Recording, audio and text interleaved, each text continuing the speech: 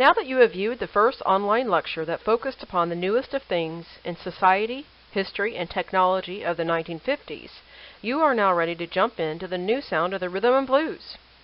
As mentioned in the first online lecture for Module 2, the blues from the Delta of Mississippi, mixed with the invention of the electric guitar, and then the evidence of the Great Migration, where many poor black sharecroppers from the South migrated to larger cities like the city of Chicago, Illinois, all came together to form this new sound. This new music was called the rhythm and blues. This online lecture will feature some specific examples of musicians from this era, and there will be some listening opportunities to hear this great music. When prompted to do so, you will pause the lecture and click the listening example found in the record store. Now that we have talked about the overall background of the American 1950s, it is time to focus on some new musical genres that were created. This is a list of some musical genres by black musicians from the 50s. Some of these terms may sound familiar to you, but others may not. You have already learned about the blues in our first module, but now, due to the great migration of blacks to the cities, a new form of blues occurs.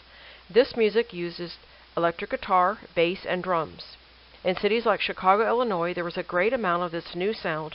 Some of it was called urban blues or Chicago blues. Later forms of this music, called rhythm and blues, added a rhythmic dance-like rhythm and became very popular. Spirituals are traditional black religious forms of singing. Often this music did not use instrumental accompaniment. Gospel music added the rhythmic sound of rhythm and blues to a spiritual song. At first, gospel music was not accepted in the black churches due to the lifestyle associated with rhythm and blues musicians, things like alcohol, gambling, sexual promiscuity. It was eventually accepted in churches and is still sung today. Doo-wop music might sound like an unusual sounding genre, but it's actually named after the sound that it creates. It uses nonsense syllables along with harmonized vocals. It was very popular with white audiences and is still heard in popular movies today. All of these genres were created by black musicians in the 1950s. Poor black sharecroppers from the South migrated to large cities during the 1930s and on into the next several decades. Cities like Chicago, Illinois were centers of collaboration among musicians. This was a city of the great recording label Chess Records. Chess Records was started by Phil and Leonard Chess and promoted the talents of new urban blues musicians like Muddy Waters, Willie Dixon, and Howlin' Wolf. Other great urban blues artists like T-Bone Walker and B.B. King were extremely popular. Of course, B.B. King has just recently passed away, but may be seen even today on many television commercials. Featured in this slide is one of rhythm and blues' greatest musicians of all time, B.B. King. He was born as Riley B. King on September 16, 1925, on a plantation in Itta Bena, Mississippi, near Indianola. He is considered to be the king of the blues. His guitar was named Lucille, and his expressive soloing is not to be matched by anyone else.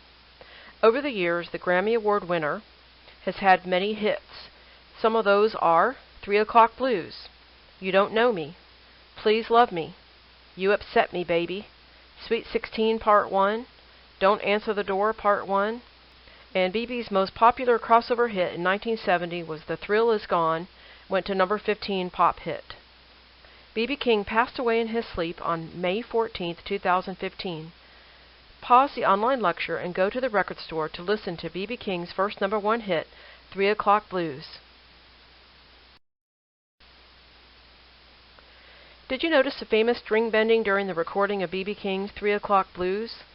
One of the blues techniques that you learned in Module 1 about the blues was the element of string bending and slides that create a scooping up and down of the melodic pitch. The guitar of B.B. King's, named Lucille, scoops up and down, but his vocal styling also imitates the same blues style of pitch bending. Chess Records in Chicago, Illinois was at the heart of the Chicago blues music scene. Willie Dixon, Muddy Waters, Elmore James, Sonny Boy Williamson, Howlin' Wolf, John Lee Hooker, and Etta James, just to name a few, were the central musicians of this era. The birth of rock and roll music is planted on the roots of black musical styles from the 1950s. Many elements of the rhythm and blues were used to create rock and roll music. Things that you have learned about in Module 1, like the 12-bar blues pattern, were used in the rhythm and blues as well as rock and roll. Featured in this slide is the famous Muddy Waters. His real name was McKinley Morganfield, and he was originally from Rolling Fork, Mississippi, before he landed in the big city of Chicago, Illinois. Once he got to Chicago, he began to use the electric guitar and joined a band with Little Walter on blues harp, Jimmy Rogers on guitar, and Walter's half-brother Otis Spann on piano. He was one of Chess Records' biggest stars. Chess Records in Chicago, Illinois, started by Phil and Leonard Chess, was responsible for many of the R&B recordings of the 1940s and 50s. Pause the lecture now and go to the record store to hear Muddy Waters playing Rolling Stone. This song was the inspiration that was used to name the famous rock group the Rolling Stones. Some of the lyrics refer to the pursuit of women, like, "Well, I wish I was a catfish swimming in the old deep blue sea. I would have all you good-looking women fishin' after me." There were also elements of immorality and adultery in this song. Things like, "I went to my baby's house, and I sit up on her steps, and she said, 'Come on now, Muddy, my husband just now left.'"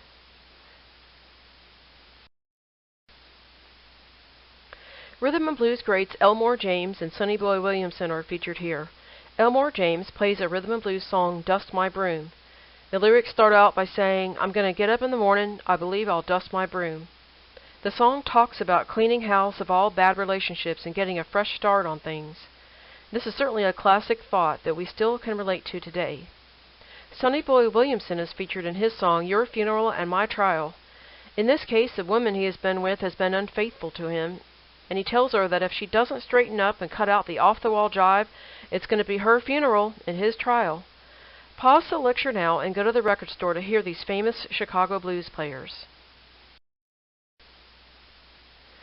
Chicago rhythm and blues greats Howlin' Wolf and John Lee Hooker are featured in this slide.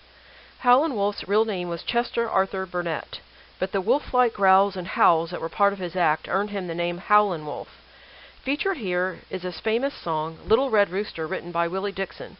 Howlin' Wolf performed a song, in this case the 12-bar blues style, although some of his songs, like "Smokestack Lightning," was a blues song that did not follow the typical 12-bar blues pattern. To review this concept, see Module 1. Little Rooster was covered by groups like the Rolling Stones and the Grateful Dead. John Lee Hooker was actually based in Detroit, not Chicago. His song "Boom Boom" was a 12-bar blues song, became a rock hit when recorded by the British invasion group The Animals in 1965. Pause the online lecture now and go to the record store to listen to Howlin' Wolf's "Little Red Rooster" and John Lee Hooker's "Boom Boom." Think about the basic elements of music, particularly tone color. Compare these vocal styles of both Howlin' Wolf to John Lee Hooker to see how the tone color of these voices are quite different. If you have a minute, go to www.youtube.com to check out the Animals version of John Lee Hooker's hit "Boom Boom" to see how the rhythm and blues genre merged quite easily with what is known to rock and roll today. The dance music created by the rhythm and blues musicians became very popular in the 1950s. Many of these songs used full rhythm section and saxophones too. Some of the lyrics were sexual in content. White musicians of the 1950s often changed the lyrics or whitened them and re-released the music at great profits. Sadly, the original creators of the music didn't receive royalty profits. Joe Turner, a famous rhythm and blues artist of the 1950s, is known for his song "Shake, Rattle, and Roll." As mentioned in the earlier slide, some music of the rhythm and blues was considered to be too sexualized for mainstream middle-class American audiences. White groups like Bill Haley and the Comets covered this Joe Turner original and whitened the lyrics to appeal to a larger audience. This was a common practice that took place in that time. Even Elvis Presley sang a version of "Shake, Rattle, and Roll," but the original version was altered to remove offensive lyrics. What was originally written as, "Get out of that bed, wash your face and hands," "Get in that kitchen, make some noise with the pots and pans," was changed to "Get out from that kitchen and rattle those pots and pans, we'll roll my breakfast 'cause I'm a hungry man." Notice that the first original version referred to something about getting out of bed, which would have been considered offensive. Another example, in the original, it states, "I get over the hill and way down underneath, you make me roll my eyes, even make me grit my teeth." It was later changed or whitened to say, "I believe you're doing me wrong, and now I know, the more I work, the faster my money goes." Okay, so the question I would like to ask you, is this fair? Do you think the original R&B musicians received royalties for their song? You might be surprised to know that much fame or fortune in most of these cases was not received by the original artists. Pause the lecture now and go to the record store to listen to both versions of the song, Joe Turner's Shake, Rattle, and Roll and Bill Haley and the Comets' Shake, Rattle, and Roll. You may have noticed that the word rhythm is highlighted on this slide. Louis Jordan and Bo Diddley are famous rhythm and blues musicians from the 1950s.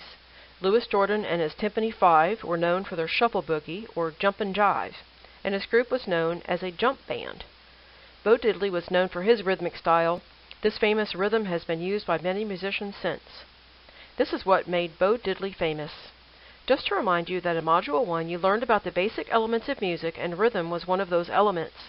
Please pause the lecture now, go to the record store, and listen to Louis Jordan and his Timpani Five performing their famous hit Caledonia, and you can also hear Bo Diddley's famous rhythm in his hit song Bo Diddley. Both of these examples emphasize the element of rhythm in their music. Speaking of the basic musical element of rhythm, another genre relating to rhythm and blues was that of boogie woogie. The rhythmic piano style had roots in the South during the 20s by African Americans. It was copied by many white performers and eventually became basic to most rock piano styles, both blues and country roots. One of the most important rhythm and blues pianists to influence rock and roll was New Orleans' Professor Longhair. His music influenced players like Fats Domino and Jerry Lee Lewis, among many others. Pause the lecture now and go to the record store to hear a sample of boogie woogie music, Professor Longhair performing Tipitina. Black religious music is an important foundation to modern rock music. The vocal styling displays a creativity, flexibility, and soulfulness. This slide describes both the foundation of black spirituals and the development of the new genre gospel music. Gospel music combined the elements of spiritual content with the added rhythm and blues instrumentation of piano or organ, electric guitar, bass, and drums. Due to the initial association of immorality to the rhythm and blues, the new genre of gospel was not welcomed at first, but eventually became quite accepted and is still popular today. Thomas Dorsey from Chicago, Illinois, is considered to be the father of gospel music. Wade in the Water is an old spiritual. It can have several meanings, from wade in the waters of baptism at salvation, to wade in the waters of freedom like the Ohio River during the days of the Underground Railroad. Go to the record store to listen to an example of gospel music, Wade in the Water. Make note of the vocal styling that is quite expressive in the gospel music. Here's an example of gospel stylized singing. Featured here is the famous group Sam Cooke and the Soul Stirrers singing How Far Am I From Canaan? Please stop the lecture now, go to the record store, and listen to this example of gospel music. Here is another example of gospel stylized singing. In this link you will hear Oh Happy Day by the Edwin Hawkins Singers. This song hit number 4 in the pop charts and number 2 on the rhythm and blues charts. Pause the lecture now and go to the record store to listen to Oh Happy Day by the Edwin Hawkins Singers. Doo-wop is a genre that became quite popular in the 1950s among black and white audiences. As this slide explains, some of the common elements for this genre are black harmonized vocals, often with a lead singer, mainly males, but there are a few exceptions, nonsense syllables, sometimes used a repeating triplet rhythmic background, but most often the singers were featured and the band was in the background.